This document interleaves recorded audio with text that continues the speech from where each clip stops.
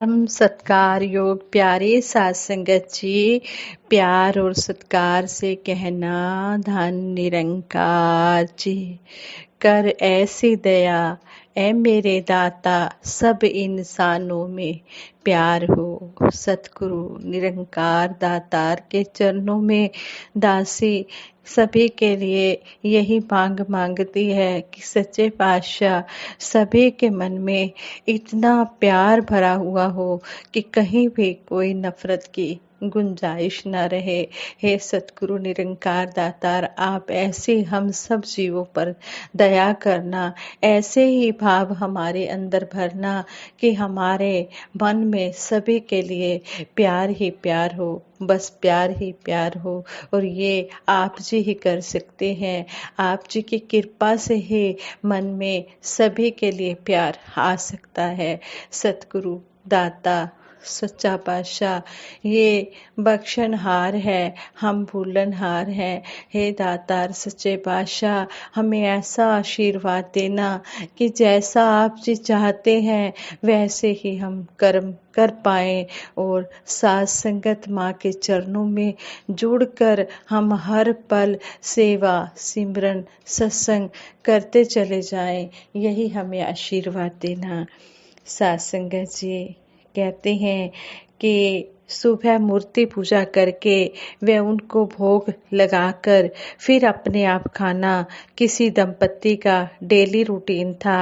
उनके इस कर्म का उनके बच्चे के मन पर बहुत गहरा प्रभाव पड़ा। वह भी मूर्ति पूजा में लीन हो गया।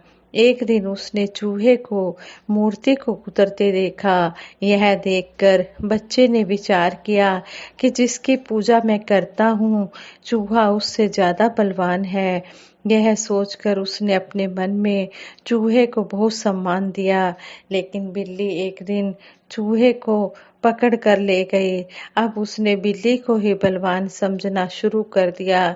एक दिन बिल्ली कुत्ते को देखकर डर गई।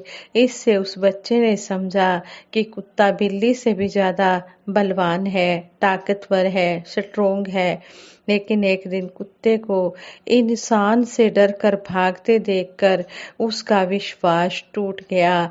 वह अब इंसान के प्रति आस्थावान होने लगा था। वह इंसान को ही सबसे श्रेष्ठ समझने लगा था। लेकिन एक दिन एक इंसान को घुटने टेक कर हाथ उठाकर किसी अदृश्य शक्ति से प्रार्थना याचना करते हुए देखा। वह उस अदृश्य शक्ति को देख नहीं पा रहा था। वह भी उस असीम शक्ति की पूजा अर्चना करके धन्यवाद देना चाहता था। लेकिन वास्तविकता असलियत से जानकारी न होने के कारण वह इस निष्कर्ष पर नहीं पहुंच पा रहा था। आज भी इंसानों को प्रभु की चाह में इधर उधर भटकते देखकर उस बच्चे की याद आ जाती है। काश इंसान सतगुरु को पहचान सके और सतगुरु से ब्रह्म ज्ञान प्राप्त करके अपने जीवन को सही दिशा दे सके। जिज्ञासु इंसान अहंकार को छोड़कर किसी ब्रह्मवेता की शरण में नतमस्तक होकर जब अभय को जानता है तो वह स्वयं भी अभय हो जाता है। पूर्ण सतगुरु की शरण में आए बिना इस परम पिता परमात्मा के दीदार नहीं हो सकते। पूर्ण सतगुरु ही इस परम पिता परमात्मा के दीदार करवाता है। और ये सारे संसार के लिए सतगुरु इस संसार में आता है और सभी को यही आवाज दी जाती है कि आओ परम पिता परमात्मा के दर्शन कर लो और दर्शन करके अपना लोक सुखी परलोक सुहेला बना लो। जिन्होंने भी परम पिता परमात्मा को जान लिया है उन्होंने अपना लोक सुखी और परलोक सुहेला कर लिया है। लेकिन लोक सुखी और परलोक सुहेला उन्हीं का होता है जो अंतिम श्वासों तक सतगुरु के चरणों में जुड़े रहते हैं, सेवा सिमरन सत्संग करते रहते हैं। ये नहीं कि ब्रह्म ज्ञान ले लिया और फिर सत्संग में आए ही नहीं। इस तरह लोक सुखी परलोक सुहेला होने वाला नहीं है। लोक सुखी परलोक सुहेला तभी होगा जब हम ब्रह्म ज्ञान लेकर संतों का संग करेंगे, संतों की संगत करेंगे, इनके संग बैठकर इनके वचनों को सुनकर हम अमल में लाएंगे, तभी लोक सुखी परलोक सुहेला होगा और अंतिम श्वासों तक सतगुरु के चरणों में, साथ संगत माँ के चरणों में जुड़े रहेंगे। सतगुरु से यही आशीर्वाद मांगते हैं कि सच्चे पातशाह हमें अंतिम श्वासों तक अपने चरणों से जोड़ के रखना। सेई मिलावे जिना मिलिया तेरा नाम चेतावे, नानक नाम चढ़दी कला तेरे पाने सर्वदा भला। सच्चे पातशाह हमें ऐसे संतों महापुरुषों का ही मेल करवाना जिनसे मिलते आप जी की याद आ जाए, आप जी की याद बनी रहे, हम इसी तरह इस निरंकार का एहसास हर पल करते रहें। साथ संगत जी कहते हैं, अमानत में खयानत, सतगुरु निरंकार दातार की ये अमानत है, तन मन धन। हमने इसमें कोई अपनी मर्जी से कुछ नहीं करना है, हमने सतगुरु से यही आशीर्वाद मांगना है कि सच्चे पातशाह तन मन धन से आप जो भी सेवा करवाना चाहते हो, आप जी की कृपा से ही हो सकता है। हमारी मर्जी से हम कुछ भी नहीं कर सकते, ना सेवा, ना सिमरन, ना सत्संग। सतगुरु निरंकार दातार की जब कृपा होती है तभी तन मन धन का सदुपयोग होता है। कहते हैं एक ब्रह्मवेता था, वह बड़ा ही दयालु व्यक्ति था। जो कोई भी जरूरतमंद उसके दरवाजे पर आ जाता, वह उसे जितना रुपया भी जरूरत होता बिना किसी लिखा पढ़ी के अपने अकाउंट से दिलवा देता। एक दिन उस राजा का जवान बेटा नश्वर शरीर को छोड़कर परलोक सिधार गया। जब वह जवान बेटे की अर्थी को शमशान भूमि की ओर ले जाया जा रहा था तो एक व्यक्ति जिसने उसी दिन उस राजा से बहुत सा रुपया उधार पर लिया था, हमदर्दी जताने के लिए चीख चीख कर रोने लगा। साथ ही चिल्ला चिल्ला कर कहने लगा, हे राजा, ईश्वर ने तो आपके साथ बहुत अन्याय किया है, जो आपका नौजवान बेटा आपसे छीन लिया है। राजा ने सभी कामों से निपटकर सबसे पहले उसी व्यक्ति को बुलवाया और सारा रुपया उसने वापस रखवा लिया। यह व्यक्ति हैरान होकर इसका कारण पूछने लगा। राजा ने बड़े ही सहज भाव से कहना शुरू किया, जब तुम ईश्वर की दी हुई वस्तुओं के लौटाने को अन्याय कहते हो और इतनी बड़ी शक्ति की अमानत में बाधा डालने में शर्म नहीं कर रहे हो, तब तुम मेरी अमानत या मेरा दिया हुआ रुपया लौटाने में कितनी अड़चने, कितनी रुकावटें खड़ी कर सकते हो, इसका सहज में ही अनुमान लगाया जा सकता है। इस बात को ध्यान में रखते हुए मैंने अपनी धनराशि आपसे वापस ले ली है। काश हम स्वीकार कर पाएं कि तन मन धन परमात्मा की देन है। यदि हमें यह समझ आ जाए तो कुछ मुसीबत आने पर, ना हम कुछ भी हो जाने पर, ना हम खुशी से पागल होंगे और ना ही कुछ चले जाने पर हम दुखी होंगे। हम एक रस ही रहेंगे, हम सम ही रहेंगे।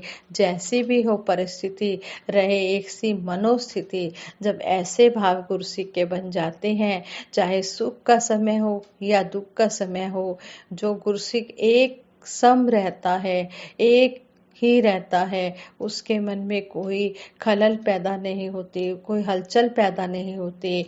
ये नहीं कि दुख आया तो रोने लग गया, सुख आया तो खुशी से फूल गया, नहीं, वो समरस रहता है, एक रस रहता है। तो सही मायनों में वही गुरसिक है कि जैसे भी हालात हो जाए, एक सी परिस्थिति ऐसे गुरसिक की रहती है। तो यहाँ पर इस स्टोरी द्वारा हमें यही समझाया गया है कि हमें सतगुरु की अमानत में बाधा रुकावट नहीं डालनी चाहिए।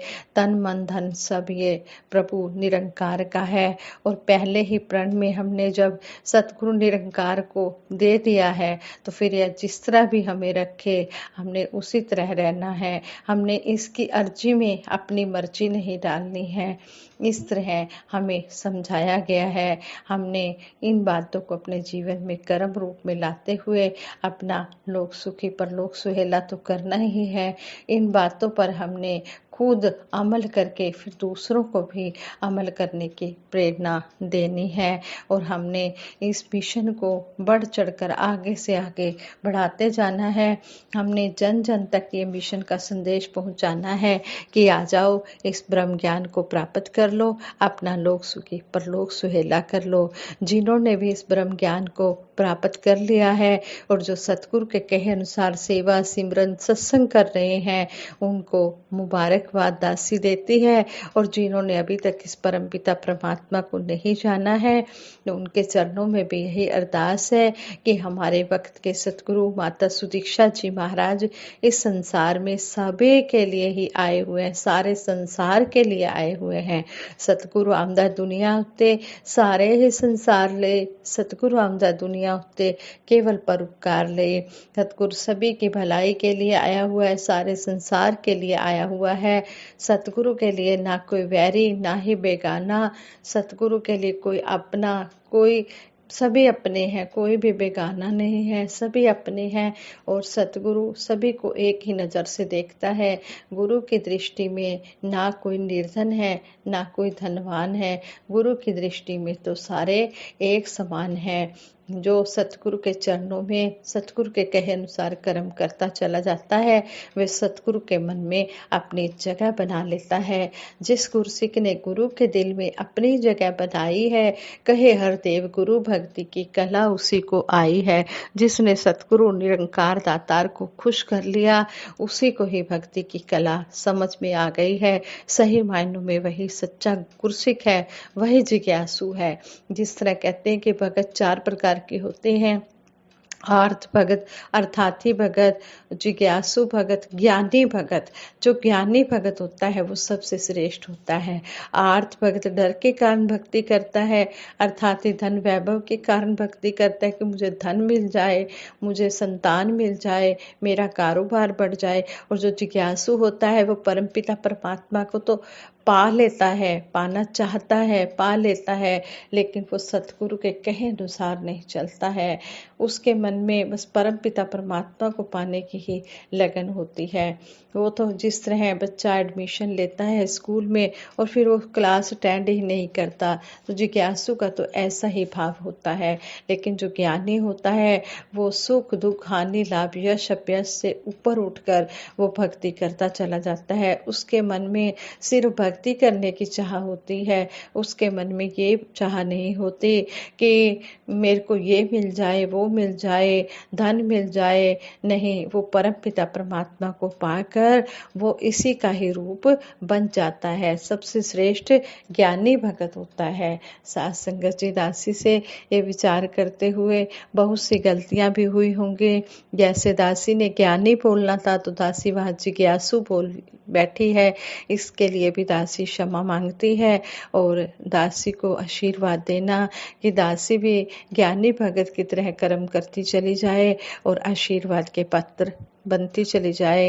और आप सभी के लिए भी यही अरदास है, सच्चे पातशाह सभी को सेवा सिमरन सत्संग के साथ जोड़ के रखना और जो भी जिसके लिए सुखदाई है सो देना। हम कुछ नहीं जानते हमारे लिए क्या सुखदाई है और क्या सुखदाई नहीं है। दातार सच्चे पातशाह, हम तो आप जी के चरणों की भक्ति मांगते हैं। आगे आप जी को पता है कि आप जी ने क्या देना है क्या नहीं देना है। बस हम तो भले हैं बुरे हैं कोटे हैं खरे हैं, जैसे भी हैं आप जी के हैं, अपने चरणों से लगाए रखना। साथ संगत जी प्रेम से कहना, धन निरंकार जी।